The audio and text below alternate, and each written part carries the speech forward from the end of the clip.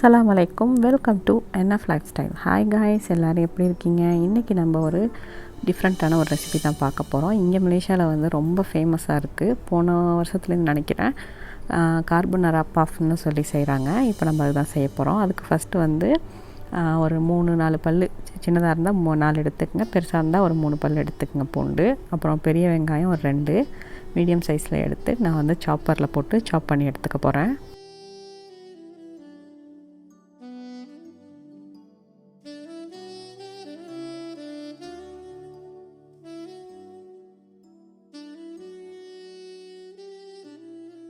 இந்த மாதிரி நம்ம சாப் பண்ணி எடுத்துக்கலாம். ரொம்பவும் சாப் பண்ணிட வேணாம், இந்த பதம் போதும்.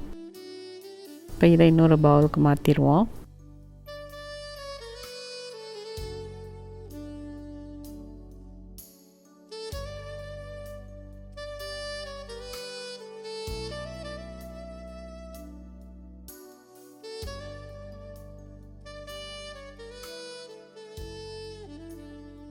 இப்போ அதிலே வந்து நான் போன்லெஸ் சிக்கன் எடுத்திருக்கேன், ஒரு 200 கிராம் மாதிரி எடுத்திருக்கேன்.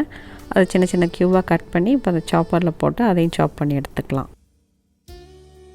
சாப்பர் இல்லாதவங்க கையாலே பொடிசாக கட் பண்ணி எடுத்துக்கங்க. இந்த மாதிரி சாப் பண்ணியாச்சு. இப்போ எப்படி ஸ்டஃபிங் செய்யுதுன்னு பார்த்துடலாம். ஃபஸ்ட்டு ஆயில் சூட் பண்ணியிருக்கீங்க.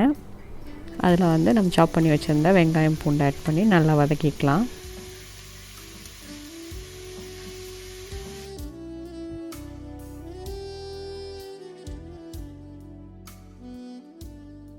இதுக்கு நம்ம எண்ணெய் சேர்க்காமல் பட்டர் தான் சேர்க்கணும். நான் மறந்துட்டு எண்ணெய் சேர்த்துட்டேன். நான் பட்டர் சேர்த்தா கொஞ்சம் டேஸ்ட்டாக இருக்கும். அதனால் இப்போ ஒரு டேபிள் ஸ்பூன் மாதிரி நான் பட்டர் சேர்த்துக்கிறேன். நீங்கள் பட்டர் மட்டும் சேர்க்குறீங்கன்னா 2 டேபிள் ஸ்பூன் மாதிரி பட்டர் ஆட் பண்ணிக்கோங்க.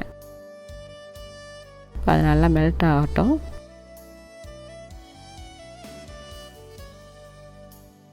இப்போ வெங்காயம் நல்லா வதங்கினதுக்கப்புறம் இது வந்து சாசேஜ் வந்து நான் குட்டி குட்டியாக கட் பண்ணி வச்சுருக்கேன், அதையும் அதில் ஆட் பண்ணிக்கிறேன். இதெல்லாம் ஆப்ஷனல் தான். இது இல்லாட்டி நீங்கள் மஷ்ரூம் கூட ஆட் பண்ணிக்கலாம். அப்படி இல்லைன்னா வெறும் சிக்கன் மட்டும் கூட நீங்கள் வச்சு செய்யலாம். இப்போ நம்ம சாப் பண்ணி வச்சுருந்த சிக்கனே அதில் ஆட் பண்ணி நல்லா வதக்கிக்குவோம்.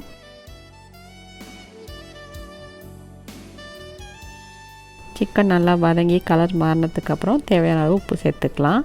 அப்புறம் பிளாக் பெப்பர் வந்து ஒரு டீஸ்பூன் மாதிரி ஆட் பண்ணியிருக்கேன். இது நம்ம காரத்துக்கு தகுந்த மாதிரி அட்ஜஸ்ட் பண்ணி சேர்த்துக்கலாம்.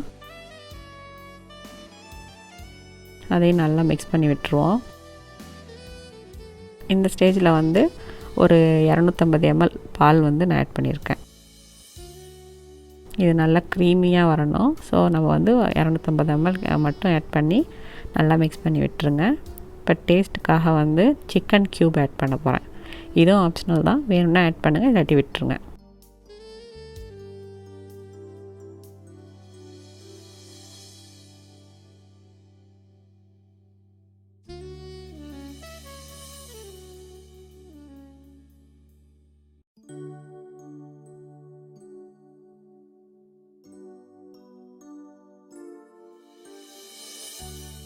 இப்போ இதில் வந்து மொசரல்லா சீஸ் வந்து 1 கப் மாதிரி துருவுனது வந்து நான் ஆட் பண்ணுறேன். அது இல்லைன்னா நீங்கள் ஸ்லைஸ் சீஸ் கூட ஆட் பண்ணிக்கலாம். ஆனால் உப்பு வந்து நீங்கள் பார்த்து ஆட் பண்ணிக்கிங்க. நம்ம சீஸ்லாம் போட்டால் இன்னும் உப்பாகிடும். அதனால உப்பு வந்து லாஸ்ட்டாக கூட நீங்கள் ஆட் பண்ணிக்கலாம். இது நல்லா மெல்ட் ஆகட்டும். இப்போ இதில் வந்து நம்ம ஃப்ளேவருக்காக வந்து ஹெர்பல் மிக்ஸ் சேர்க்குறேன்னா அதுக்கு பதில் நீங்கள் ஒரிகனோ இல்லை வந்து பாஸ்ட்ரி எது வேணாலும், எது இருக்கோ அது நீங்கள் சேர்த்துக்கலாம். அதை சேர்த்துட்டு நல்லா மிக்ஸ் பண்ணி விட்டுருங்க. இப்போ வந்து இது நம்ம சேனலில் ஏற்கனவே அப்லோட் பண்ணியிருக்கேன், கிறிஸ்பி சில்லி சம்பால்னு சொல்லிட்டு. அந்த சம்பால் நான் ஒரு டீஸ்பூன் மாதிரி ஆட் பண்ணுறேன். இது இல்லைனாக்கா நீங்கள் வந்து பெப்பர் ஆட் பண்ணும் போதே வந்து சில்லி ஃப்ளேக்ஸ் ஆட் பண்ணிக்கலாம். இப்போ லாஸ்ட்டாக இது வந்து திக் ஆகிறதுக்காக ஒரு டேபிள் ஸ்பூன் வந்து கார்ன்ஃப்ளவரில் கொஞ்சமாக தண்ணி சேர்த்து கட்டி இல்லாமல் நல்லா மிக்ஸ் பண்ணிவிட்டு அதையும் அதில் ஆட் பண்ணிவிடுவோம். அப்போ தான் நல்லா க்ரீமியாக வரும். நல்லா மிக்ஸ் பண்ணி விட்டுருங்க. இப்போ இதெல்லாம் நல்லா திரண்டு வந்துருச்சு பாருங்கள், க்ரீமியாக இருக்குது பார்க்கவே. இது நல்லா ஆறுனதுக்கப்புறம் தான் நம்ம இதை வந்து ஸ்டஃபிங்காக யூஸ் பண்ண முடியும். இதை அடுப்பை ஆஃப் பண்ணிவிட்டு அப்படி வச்சிடலாம், ஆற வச்சுருவோம். இப்போ ஸ்டஃபிங் ரெடி ஆகிடுச்சு. நம்ம அடுத்து வந்து பஃப் செய்வோம். கார்பனரா பஃப் தான் செய்ய போகிறோம். அதுக்கு வந்து பஸ்ட்ரி வந்து நான் ரெடிமேடாக தான் வாங்கியிருக்கேன். இப்போ அதை வந்து நம்ம எடுத்து செய்ய ஆரம்பிக்கலாம்.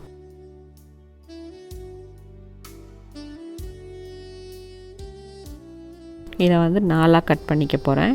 நல்லா பெருசாக இருக்குது, நம்ம சின்ன சின்னதாக செய்கிறதுக்காக நான் 4ஆக கட் பண்ணிக்கலாம். சரிசமமாக பார்த்து கட் பண்ணிக்கங்க.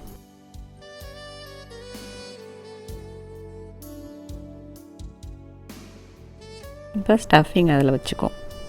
ஒரு டீஸ்பூன் வச்சாலே போதும், அதுவே அதுக்கு நல்லா ஃபில்லிங்காக இருக்கும். இப்போ இந்த மாதிரி கையில் எடுத்துட்டு ஓரத்தை ஃபுல்லாக நல்லா ப்ரெஸ் பண்ணிவிடுங்க. அதுக்கப்புறமா ஃபோக் வச்சு இந்த மாதிரி நம்ம பேட்டர்ன் போட்டுக்கலாம்.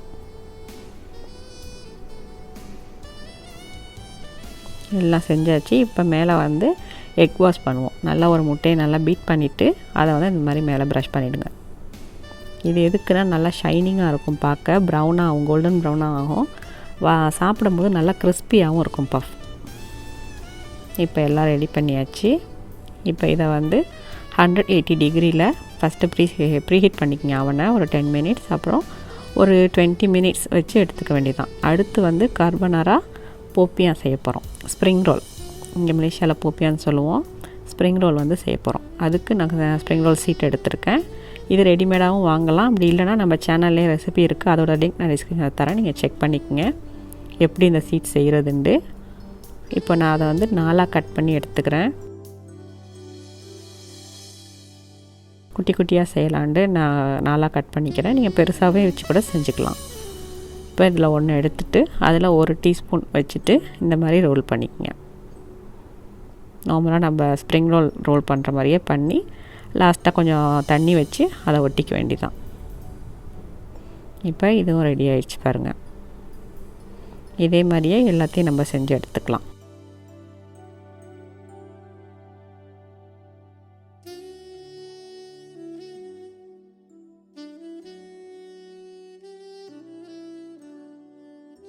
இப்போ பஃப்பும் ரெடி ஆகிடுச்சு பாருங்கள். நம்ம வச்சது நல்லா கோல்டன் ப்ரௌனாக நல்லா புஷ்ஷுன்னு உப்பி வந்திருக்கு, பார்க்கவே செம்ம டேஸ்ட்டாக இருக்கும் போல். எப்படி இருக்குன்னு நம்ம அப்புறம் சாப்பிட்டு பார்க்கலாம். இந்த சர்விங் பவுலுக்கு மாற்றிடுவோம். இப்போ இதை உடச்சி பார்ப்போம் பாருங்கள். நல்லா கிறிஸ்பியாக நல்லா க்ரீமியாக இருக்குது பாருங்கள், உள்ளார டேஸ்ட்டும் செம்மையாக இருக்குது. இப்போ அதே மாதிரி இன்னொன்று வந்து கார்பனாரா பவுல் செய்ய போகிறோம். கிறிஸ்பி பவுல் தான் செய்ய போகிறோம். அதுக்கு அதே ஸ்ப்ரிங் ரோல் சீட் தான், அதை கட்டமாக வெட்டினதே இந்த மாதிரி மஃபின் மோல்டு இருக்குல்ல, அதில் ட்ரேயில் வச்சு நம்ம இந்த மாதிரி கப் வச்சு ப்ரெஸ் பண்ணிக்கங்க. அதை கொஞ்சம் நேரம் பேக் பண்ணி எடுத்துக்கலாம். பேக் பண்ணி எடுக்கும் போது இந்த மாதிரி கிறிஸ்பி ஆகிடும். இப்போ அது உள்ளார இந்த ஸ்டஃபிங்கை வச்சுட்டு மேலே வேணால் சீஸ் வேணால் போட்டுக்கலாம், நமக்கு என்ன வேணுமோ வெஜிடபிள்ஸ் வேணால் போட்டுக்கலாம். நான் வேறு எதுவும் போடலை. இப்போ நான் வெறும் ஒரிகானோ மட்டும் மேலே ஆட் பண்ணிவிட்டு திருப்பி ஒரு 10 மினிட்ஸ் பேக் பண்ணி எடுக்க போகிறேன். இப்போ ரெடி ஆகிடுச்சு பாருங்கள். நல்லா கிறிஸ்பியான ஒரு பவுல், ஒரு பார்க்க வந்து ரொம்ப அழகாக இருக்குது பாருங்கள். வித்தியாசமாக டிஃப்ரெண்ட்டாக இருக்குது. வீட்டுக்கு யாரும் கெஸ்ட் வந்தால் கூட நம்ம இந்த மாதிரி செஞ்சு வைக்கலாம், பார்க்க டிஃப்ரெண்ட்டாக இருக்கும். மேலே வந்து நம்ம கேப்சிகம் இதெல்லாம் ஆட் பண்ணால் கூட நல்லா கலர்ஃபுல்லாக இருக்கும். இப்போ இதுவும் ரெடி ஆகிடுச்சு. ஒரு ஸ்டஃபிங்லேயே நம்ம 3 மாதிரி ரெசிபி ட்ரை பண்ணியிருக்கோம். அடுத்து ஸ்ப்ரிங் ரோலும் நம்ம ஃப்ரை பண்ணி எடுத்தாச்சு. க்யூட்டாக இருக்குது பாருங்கள். இதோட இந்த வீடியோ முடியுது. இது உங்களுக்கு பிடிச்சிருந்தா லைக் பண்ணுங்கள், ஷேர் பண்ணுங்கள், கமெண்ட் பண்ணுங்கள். மறக்காமல் நம்ம சேனலை சப்ஸ்கிரைப் பண்ணி அப்படியே பெல் ஐக்கானையும் கிளிக் பண்ணிவிடுங்க. இன்ஷா அல்லாஹ் இன்னொரு வீடியோவில் சந்திப்போம். தேங்க்ஸ் ஃபார் வாட்சிங்.